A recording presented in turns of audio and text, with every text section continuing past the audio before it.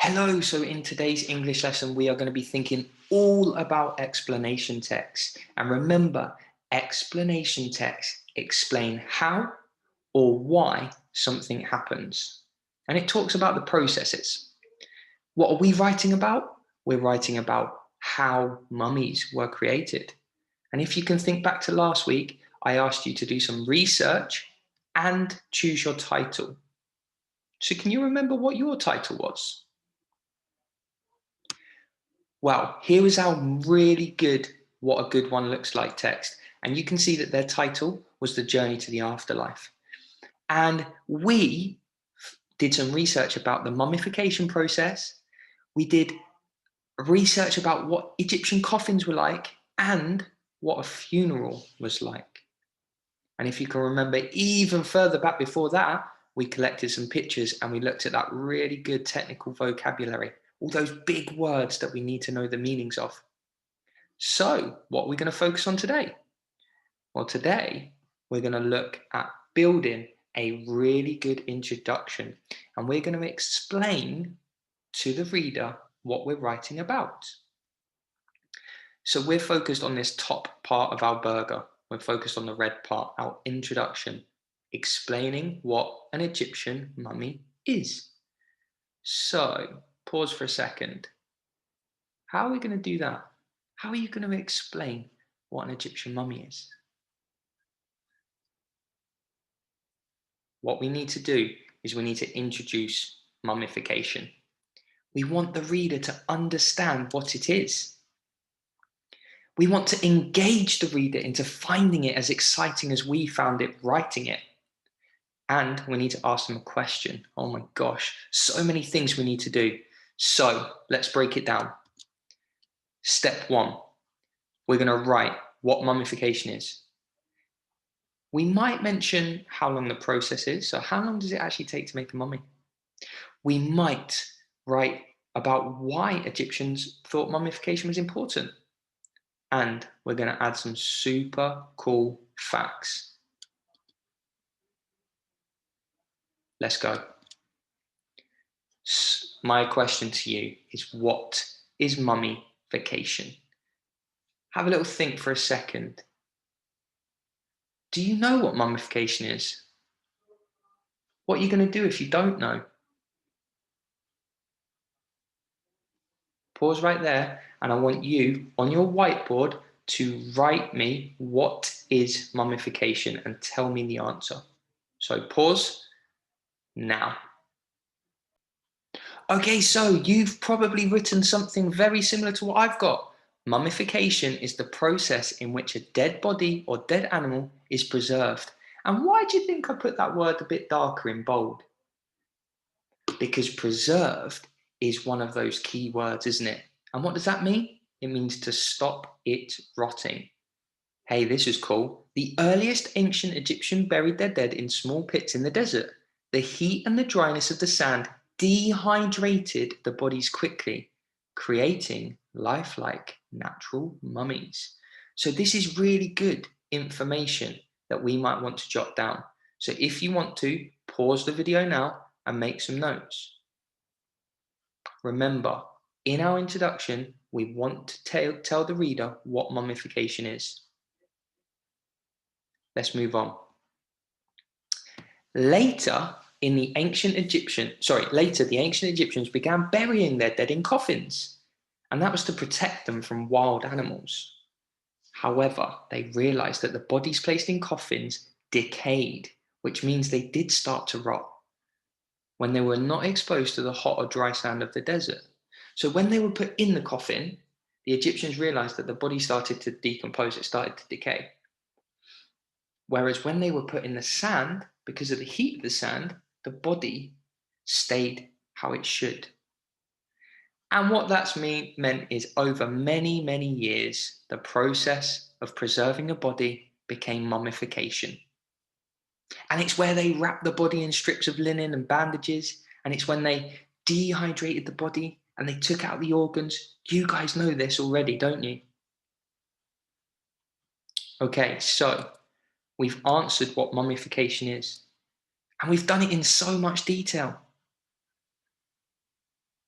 This I didn't know, to embalm it. What that means is to treat a dead body to keep it looking lifelike. Ancient Egyptian embalmers used natron and oils to preserve the body. So they didn't just wrap it up in bandages. No, no, no, no, no. They used natron, which is like a salt, and oils to keep that body fresh. This was a cool fact. Egyptian embalmers were so skilled that people mummified 4,000 years ago still have skin, still have hair, and recognizable features such as scars and tattoos. So let's pause for a second and think about what that means.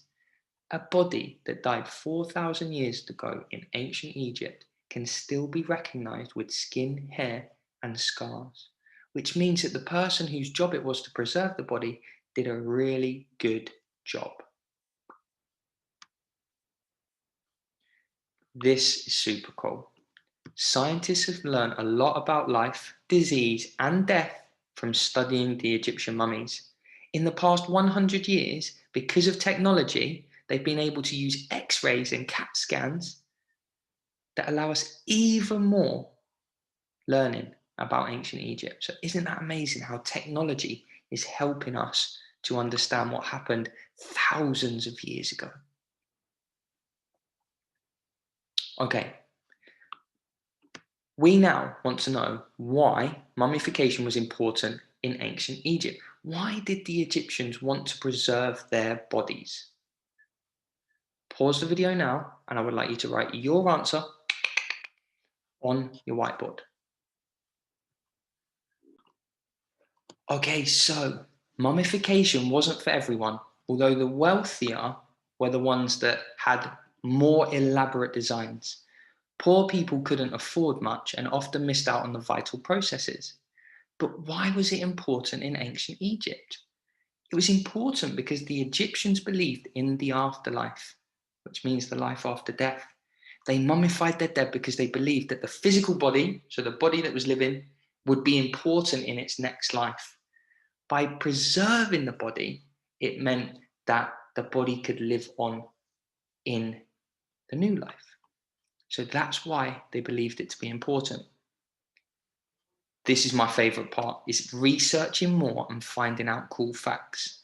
So we want to engage our reader, okay? So let's just rewind. Step 1, explain what mummification is. Step 2, we want to say why it was important. Step 3, we want to really make the reader go, wow, with some amazing facts. So check these out.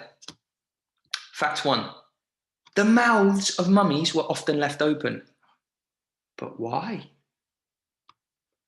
In ancient Egyptian mummification, onions were sometimes used to fill the bodies, often serving as eyes. So they would put onions in instead of eyes. Cool fact.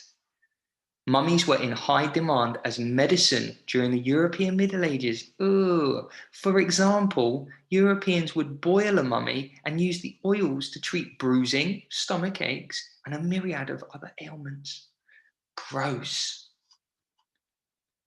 The priest who made the incision, can anyone remember what incision means? Yeah, it's the surgical cut that went down the side of the body. That priest was known as the slicer or ripper-upper.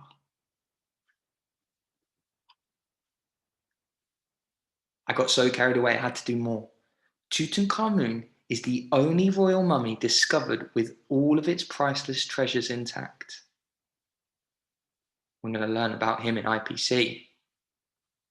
According to the Egyptian lore, a god Osiris was the very first mummy. Mummies are not just from Egypt. They come from around the world and have been found in every single continent. The ancient Egyptians mummified many different kinds of animals, including cats, rams, ibises, hawks, crocodiles, mice, rats, lizards, and even eggs. Okay, so let's pause there. I would like you to rewind and think about which fact was your favorite.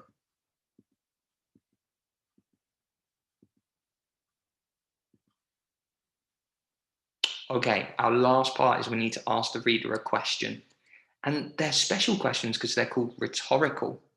Rhetorical questions are questions that don't need an answer, but they make the reader think. And they're to prove a point and they're to be dramatic. So I could say, wouldn't you want to be a millionaire? Now, obviously, the answer would be yes, of course, but it makes you think, oh, what would life be like as a millionaire? How many Lamborghinis would I have? Maybe you could ask the question, don't you think pollution is a real issue? Again, the answer is probably yes, but it makes you think, oh, it is a real issue. How can I solve this problem?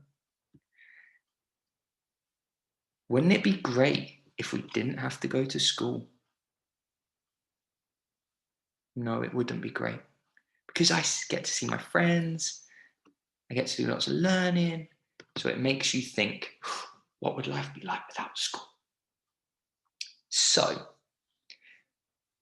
what could your question be? When you're writing your introduction, what could your question be?